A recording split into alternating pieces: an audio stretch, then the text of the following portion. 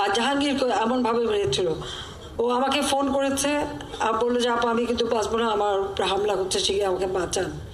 সেখানে যখন পাঠালাম পুলিশ ঢুকতে পারে না, আর সেখানে কিন্তু সব অস্ত্রধারী, সব ওই বিল্ডিং ঢুকে সব কিছু তছনছ করেছে। এরপরে হেলিকপ্টার দিয়ে কোনো মতে তাকে উদ্ধার করে হাসপাতালে নেওয়া হলো।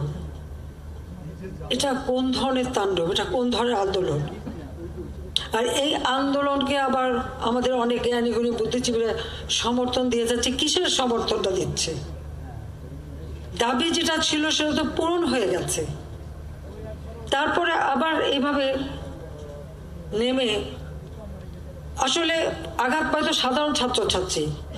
আর যারা এই আন্দোলনকে কেন্দ্র করে তাদের একটা জিজ্ঞাসা বা সন্ত্রাসী কর্মকাণ্ড, জঙ্গি কর্মকাণ্ড চালায়, তারা তো তাদেরটা করে, তাতে ভুক্তভোগী হয় সাধারণ মানুষ।